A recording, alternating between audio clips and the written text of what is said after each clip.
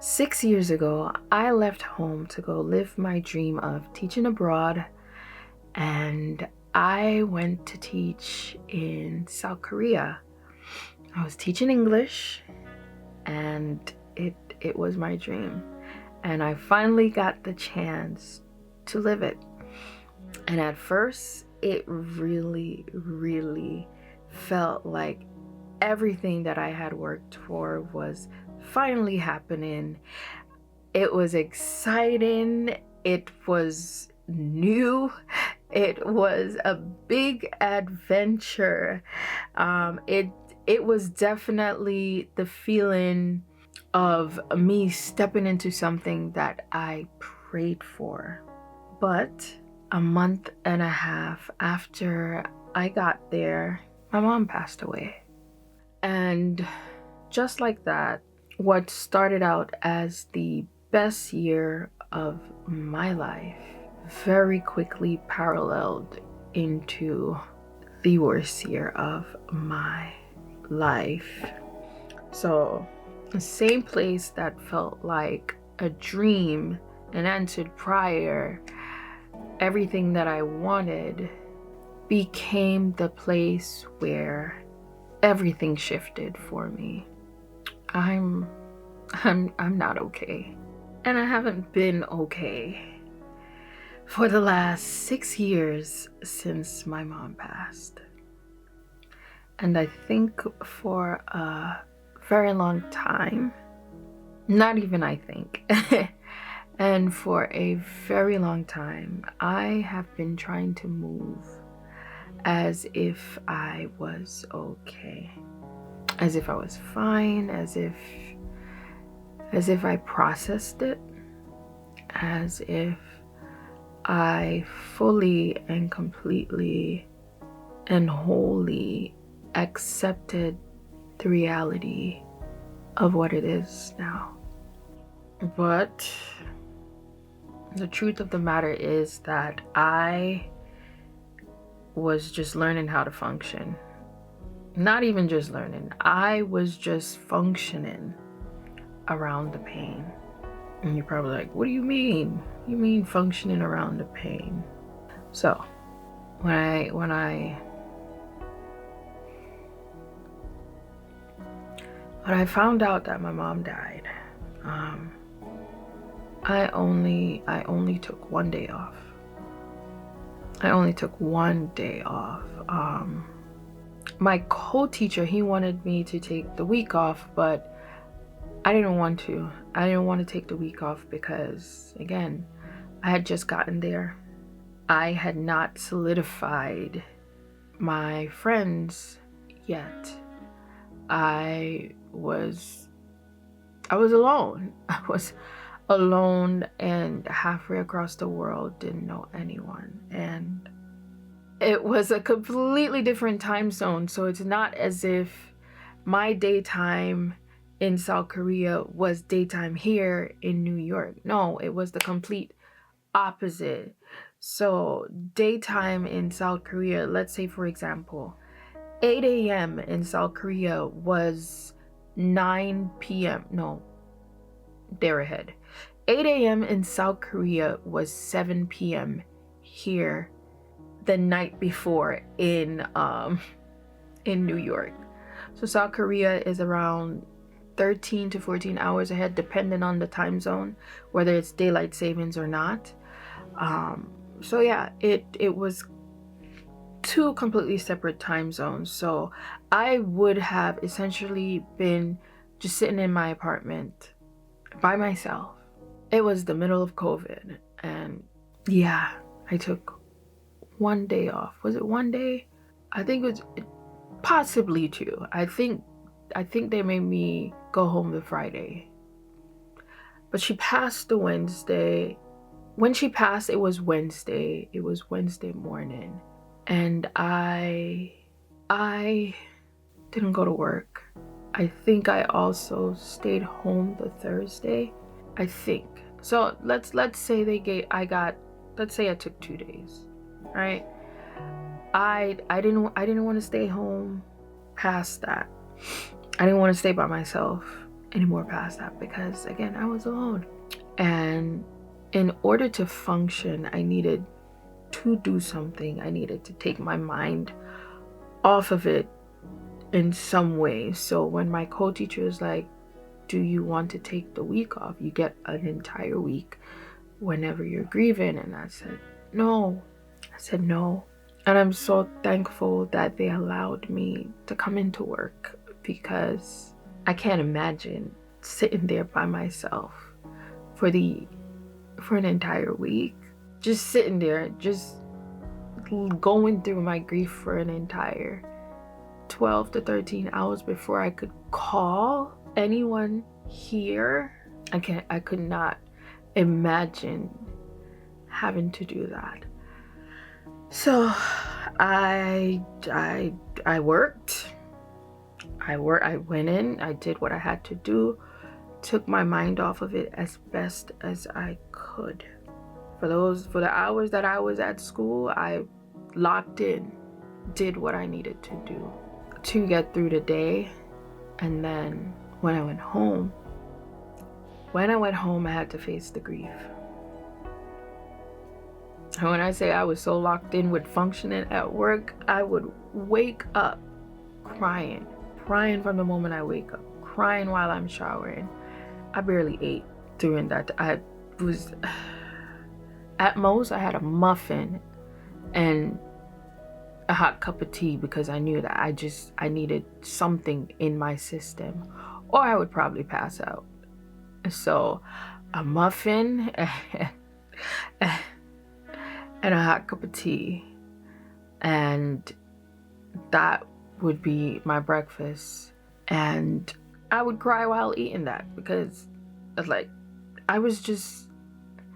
don't know how to explain it to you. I don't know how to fully describe what I went through or what I was experiencing. All I know is that from the moment my eyes opened, as I was still laying in bed, tears would just flow. The moment I walked through my front door, or right before walking through my front door to go to work, dry my face, make sure that I was looking okay, went to work, did what I had to do, came home. The second that door closes behind me after walking in, I broke down all over again. And that's how it was every single day for months. I just did what I had to do, because I was alone and I needed to function. I couldn't afford to break down completely. I couldn't afford to hit rock bottom, because if I had hit rock bottom, I don't know if I would have been able to bounce back from that. Yeah. So I learned to function around the pain. Grief didn't hit me all at once. No, it didn't hit me all at once. I'm still grieving, but it definitely changed me. It changed me slowly, and it changed me completely. And honestly, it changed me in ways that I didn't even recognize at first. Changed how I showed up in the world. Changed how I connected with people, or didn't. It changed what I had the capacity for. There were some things that I just didn't have the capacity for anymore, and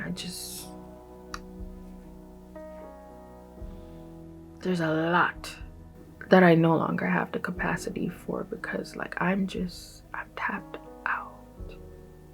Yeah. And for a while, for a good while, it changed my relationship with God. It did.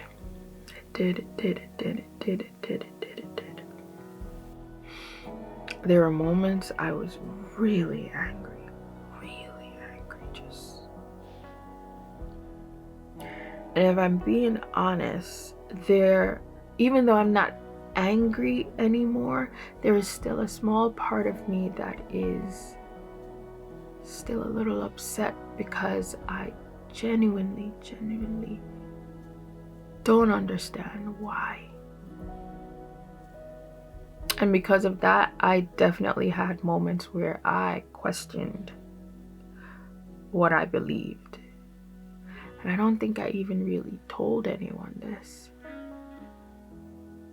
I definitely questioned God during that time. I was so upset.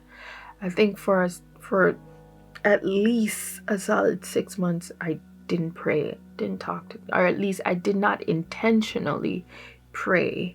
Like, I did not intentionally talk to God.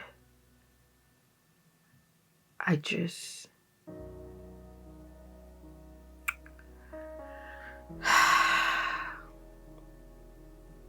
there are also like moments where I felt completely disconnected, even when I wasn't trying to be. But for a solid 6 months, I didn't. At least, I don't even remember exactly when I started intentionally praying again. I can't give you the exact timeline. I think it was closer to like the fall season of that first year. But for a while, I didn't want to talk to God. Didn't want to talk to God. And didn't. Didn't pray. I think the only time I prayed was when... Actually, I don't even think I prayed while I was eating. Maybe I did. Because that is just such a reflexive thing for me to do. Like, even when other people pray, I still pray right before I put food in my mouth. Yeah. But I can't consciously remember intentionally praying. I was hurting. I was hurting, and I was grieving. Yeah.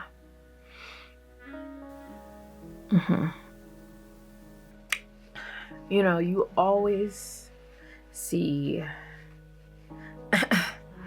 videos, or you always see videos highlighting living abroad, enjoying that life, just doing all these different things while living abroad, getting acquainted, experiencing new things. And one of the things you don't really see I'm really talking about is what it's like grieving that far away from home. You don't see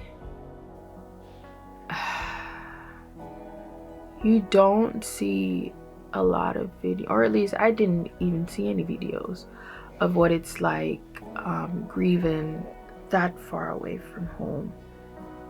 And it's hard. It's so hard. I was in a whole other country, trying to function, trying to work, trying to act like I wasn't okay when I wasn't, trying to hold it together in public, and legitimately falling apart in private. And I stayed for 2 years.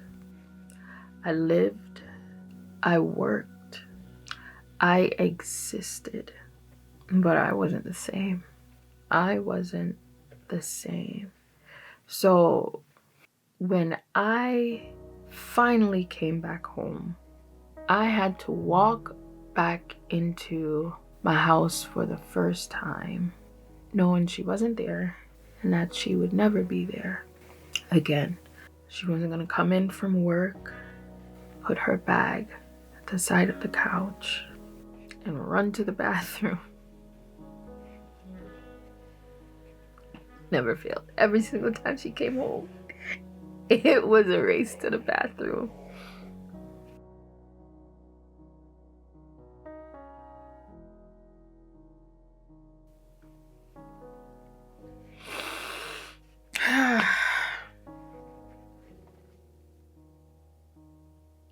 It was hard because although everything looked the same, it felt completely different.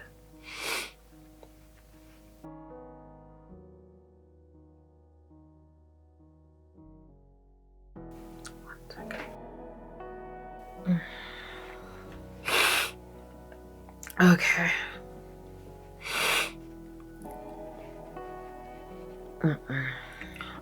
Yeah. It was completely different. It felt different. I felt the emptiness. I felt the emptiness of her absence. And that moment changes you, because it's like the final, it's like it fully solidified that, yeah, she's not here. She's not here. But yeah, that moment changes you, and there's no way to walk into that and come out the same person.